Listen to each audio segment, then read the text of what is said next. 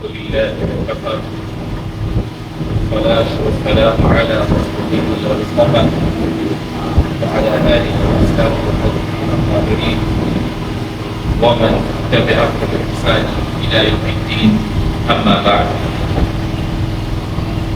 My brothers and sisters in me, I enjoin upon you and upon myself the fear of Allah Tabaraka wa Ta'ala. Inshallah, in today's sermon, we will be drawing our attention to one noble teaching of our Prophet Muhammad sallallahu alayhi wa sallam.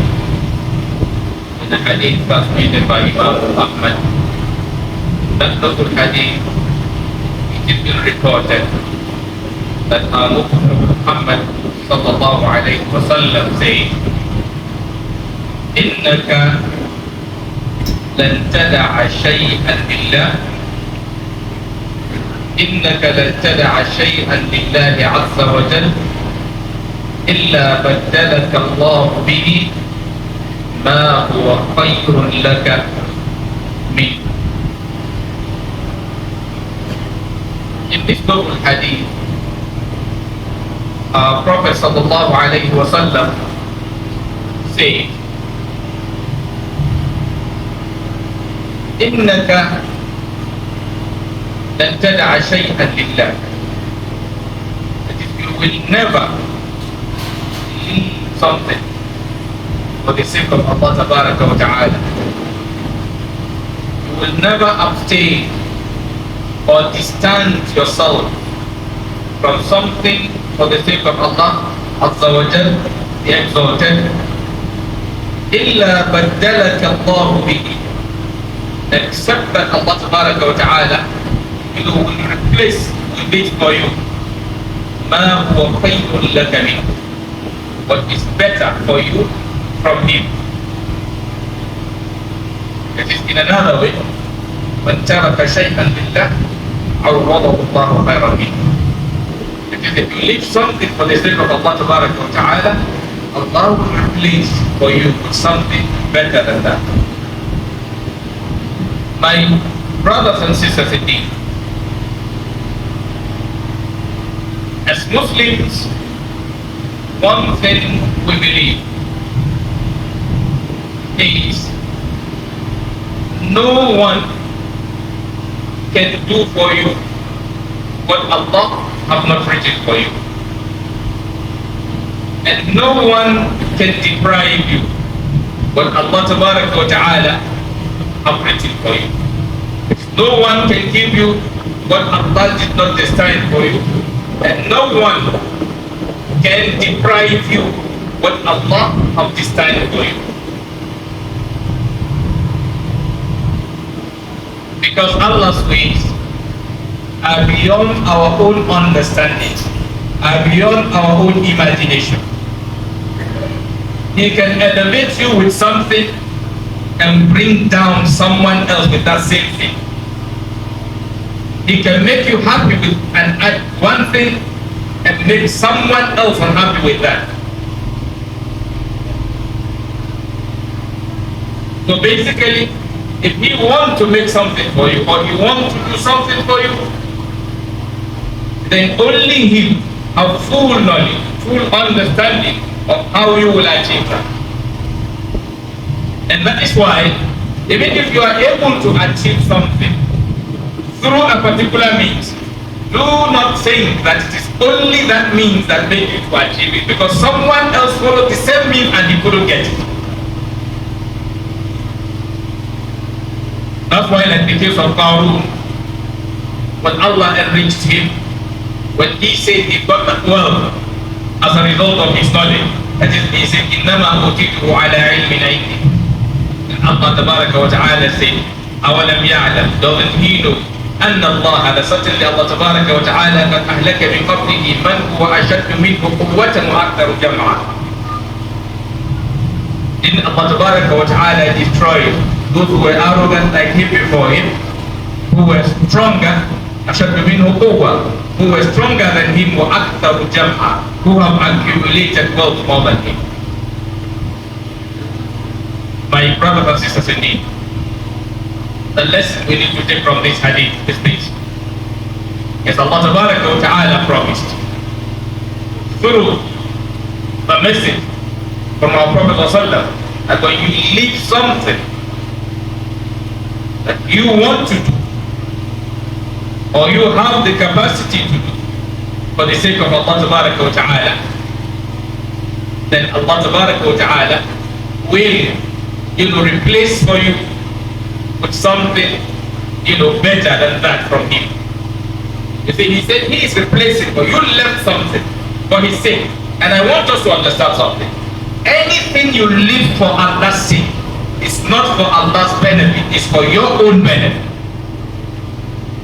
Anything you leave for Allah's sake, because what you live for Allah's sake is what Allah wants you to live. You live what you left, what He wants you to live for His sake. But remember something, if Allah asks you to do something, it's for your good. If He asks you to leave something, it's for your own good.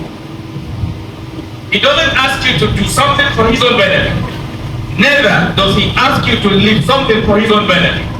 The do's and the don'ts in the Quran or in other books of Allah Ta'ala are do's and don'ts. That you do them, you have a good life. You refuse to do them, you have a miserable life. As He said, وَمَنِ اتَّبَعَ هُدَايَ فَلَا يَضِلُّ وَلَا يَشْقَى وَمَنْ أَعْرَضَ عَنْ ذِكْرِي فَإِنَّ لَهُ مَعِيشَةً ضَنكًا.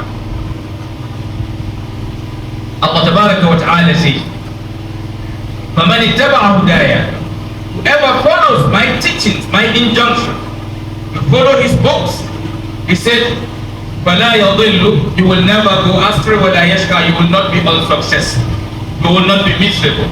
And then He said, وَمَنْ أَعْرَضَ عَنْ ذِكْرِي, whoever goes contrary to my injunction, whoever goes contrary to His own commandment, He said, فَإِنَّ لَهُ مَعِيشَةً ضَنكًا, he is going to live an unbearable life. He will live a miserable life in this world. وَنَحْشُرُهُ يَوْمَ الْقِيَامَةِ أَعْمَى, and on the day of resurrection, he is going to be resurrected blind.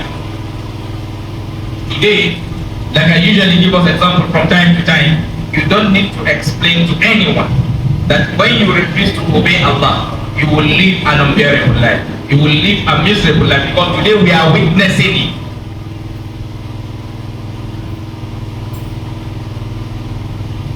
Yes, as a people, we may assume, and sometimes it's right, we may assume our problem is about bad governance or bad leadership.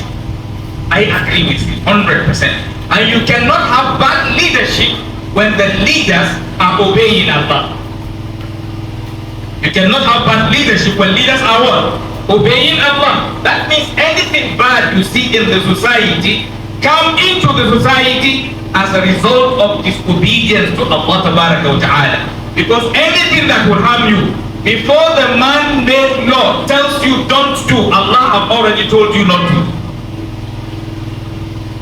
So in essence, when you refuse to abide by the man-made law, which prohibited for you what will harm you, you did not first of all disobey the man-made law, you first of all disobeyed Allah's law before disobeying the man-made law.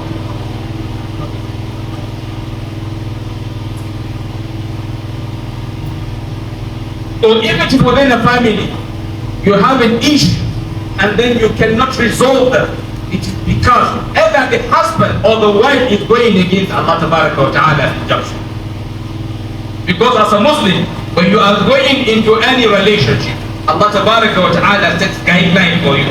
You want to go into marriage, there are rights of the husband, and that is responsibility and responsibility of the rights of the husband, which is responsibility of the wife, and you also have what we refer to as rights of the wife, which is responsibility of the husband. The moment there is a failure on one side or on both sides, there's going to be crisis.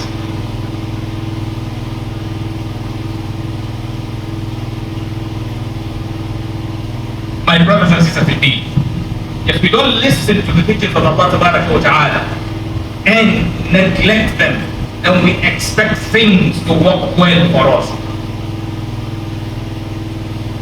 We all need to check ourselves. Here the Prophet says, whoever leaves something, that hadith is talking to me and you as Muslims. That hadith is talking to you as a wife. It is talking to you as a husband. It is talking to you as a child. It is talking to you as a businessman. It is talking to you as a civil servant. It is talking to you as a security officer. Nobody is left. Allah Ta'ala, when He is commanding us, He is commanding all of us as His creatures. He said, "Man taraka shay'an lillah." Whoever leaves something that Allah wants you to leave for the sake of Allah, He said, "Awadahu Allahu khayran min." Allah will replace for him with something better. That is, إِنَّهُ مَنْ يَدَعَ شَيْئًا لِلَّهِ عَزَّ وَجَلَّ إِلَّا بَدَّلَهُ بِهِ مِنْهُ إِلَّا بَدَّلَهُ لَهُ بِهِ مَا هُوَ خَيْرٌ مِنْهُ. We want our societies to change. If we want to have good communities, happy community, decent community, we all need to begin to leave things that are bringing problems into our society. Each person should check his own side. Everyone has a role to play. It is a collective responsibility. As imams, there are things we need to abstain from. As listeners to the imam, there are things we need to abstain from. As subjects to our leader, there are things we need to abstain from. And our leaders also need to abstain from certain things. We want to have Muslim leaders who will remember that a day is coming that they will account for how they manage the trust being given to them. We want to have leaders that will remember that abstaining from embezzling what is supposed to be used for the betterment of the community is not right.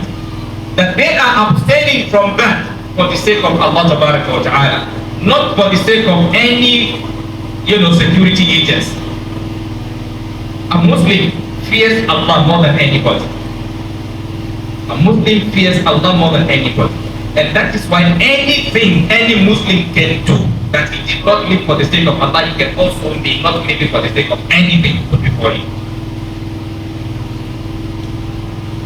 I usually say to us from time to time that if, for example, in a family, if you have a son who disrespects his father, then there is no big deal if he disrespects his elder brother.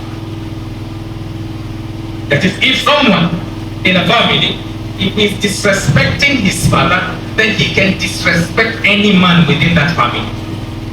Because the head of the family is the father. So if he's disrespecting the head, then he can disrespect the rest of the branches. So also, don't expect good from someone who doesn't respect Allah.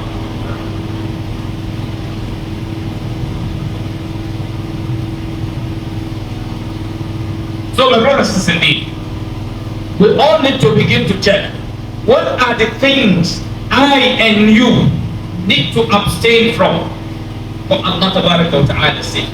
Yes, there is something we think that those things will give us. But remember, it's what you think that thing can give you.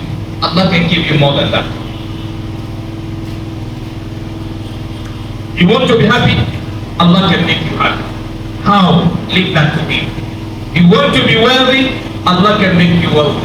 Allah Ta'ala says in a verse of the Quran that وَمَنْ يَتَّقِ اللَّهَ, whoever is conscious of Allah Ta'ala, يَجْعَلْ لَهُ مَخْرَجًا, He shows him way out. وَيَرْزُقْهُ مِنْ حَيْثُ لَا يَحْتَسِبُ, and also enrich him through means he never expected. وَمَنْ يَتَوَكَّلْ عَلَى اللَّهِ, whoever is conscious of Allah, whoever relies on Allah Ta'ala, فَهُوَ حَسْبُهُ, He suffices for him.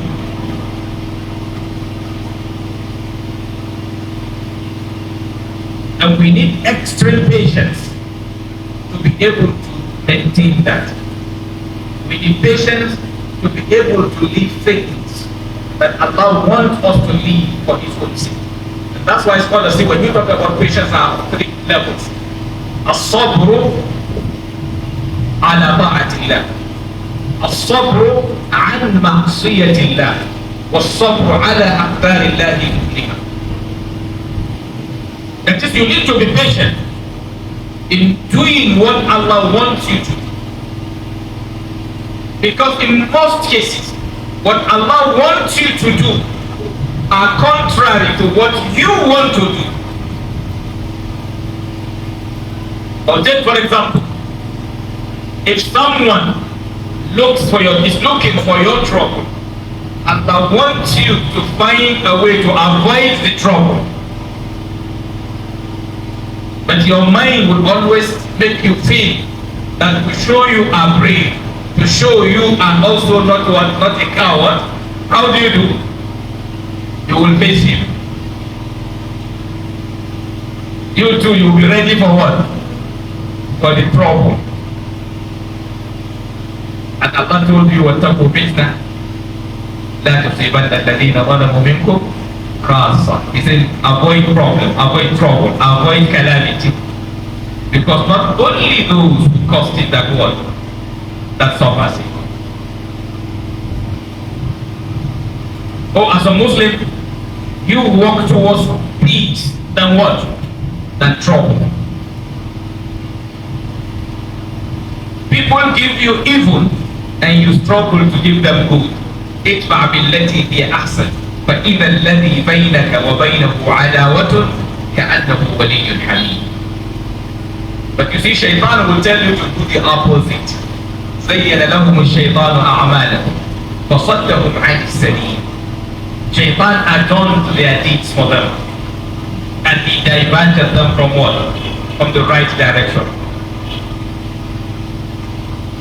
My brothers and sisters, indeed, we cannot get out of the state we are in when we are not ready to live what Allah wants us to live for His sake.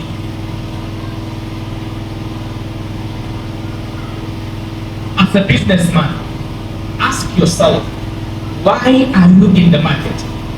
Is your primary goal in the market to make money, or your primary goal in the market is to help humanity? I want us to balance this. If your number one reason for being in the market is to make money, then your own market is bad, is evil. If your primary reason is to help humanity and secondary reason to make money, you are okay. But take for example as a scholar, if your goal is to draw people to Allah, then people respecting you as secondary, then you are calling people onto the path of Allah. But if your primary goal is to earn people's respect, but your secondary goal is to make them follow the right path, then you are on the wrong path. That is, if you want to know you are one of the good ones, ask yourself, do you give preference to the hereafter or you give preference to the world? If you give preference to the world, and I want us to get something, those who give preference to the world over the hereafter destroy the world. And those who give preference to the hereafter over the world protect the world. Because Allah puts your success in the hereafter in protection of the world. That's why Allah said in the verse of the Quran that وَلَا تُفْسِدُوا فِي الْأَرْضِ بَعْدَ إِصْلَاحِهَا.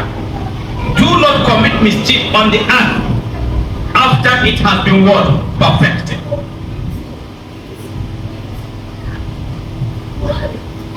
And what we will understand is when we say giving preference to the hereafter, Allah told us in Surah Al-A'la, He said بَلْ تُكْثِرُونَ الْحَيَاةَ الدنيا. He said وَالْآخِرَةُ خَيْرٌ وَأَبْقَى.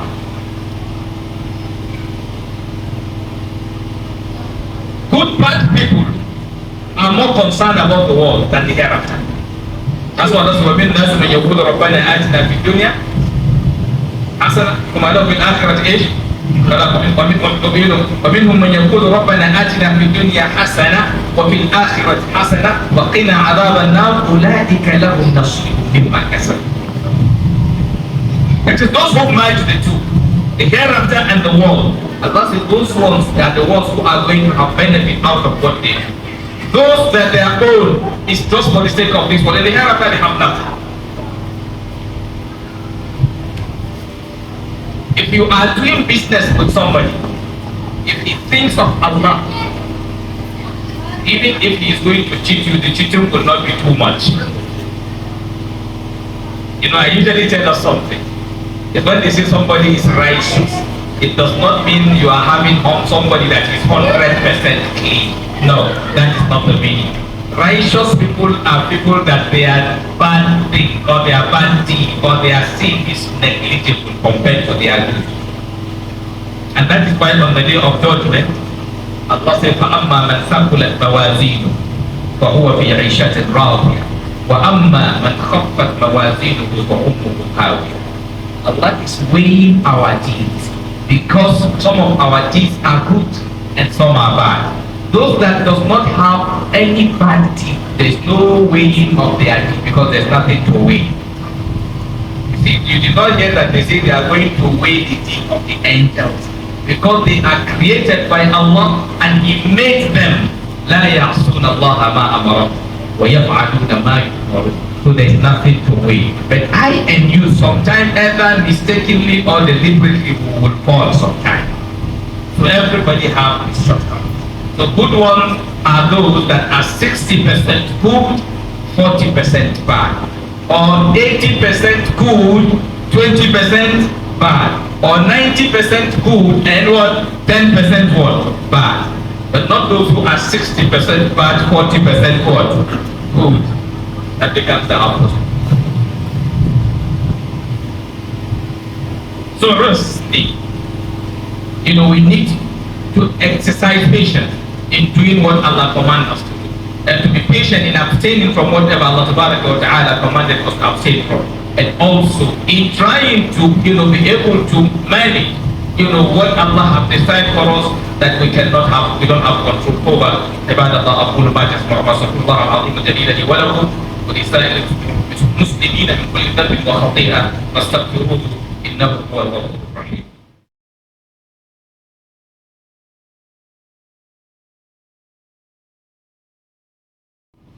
الحمد لله رب العالمين والصلاة والسلام على رسول الله وعلى آله وصحبه ومن والاه. أما بعد عباد الله أوصيكم ونفسي بتقوى الله عز وجل.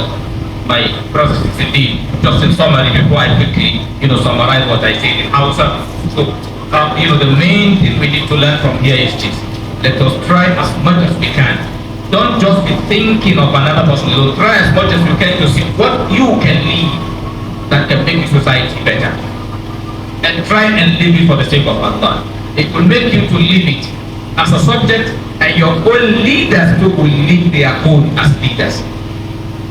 You will live your own as a businessman, and the other person coming to buy from you too. You know, there is a way the man in the market cheats the person buying, and there is a way the person buying also cheats the person selling.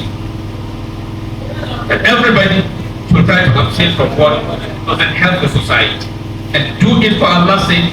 Ask Allah, He has a way of compensating you. Yes, you may want to get money. Maybe you left the money and He give you sound health. And when they say Allah is going to replace with you, you know, for you with something better than that, does not mean it has to be the same item. But let's assume you left 100,000, does not mean Allah is going to give you directly what? Maybe 1 million. He may give you something that is more than 1 million, but not maybe in monetary terms. But when you monetize it, you will know the value. Maybe you left 100,000 and He gave you sound health. By the time you move to the hospital, seeing somebody looking for maybe 10 million for treatment, you will know Allah gave you how much? 10 million. But you won't know He gave you the 10 million because you don't used to visit hospital. You don't use to visit certain places to see people suffering from what Allah said. That's why as a mu'min, even on the road, you see somebody tested by Allah, one of the prayers you make is Allah, Alhamdulillah, alladhi afani, mimma ibtalaka bihi, wa faddalani ala kathirin mimman khalaqa tafdila.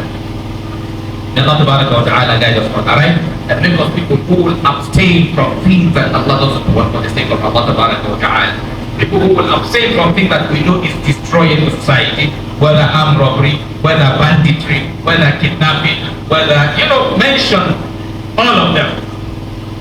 We need to abstain from those things. And one thing you must understand is this: if if you are involved in evil things, everybody will suffer it. And also, when you don't make effort in stopping evil, all of us will suffer it. Some years back, it is the poor that are not afraid, right? But today, everybody is afraid because yes, they will kidnap the small one and even kidnap the big one also. Yeah. And before, maybe others feel they can surround themselves with security, and nothing will happen. So now, surround yourself with anything. Something will happen. So what will save us is what? We submit it to Allah Ta'ala, and everybody begin to avoid the damage in its own area. Allah guide us.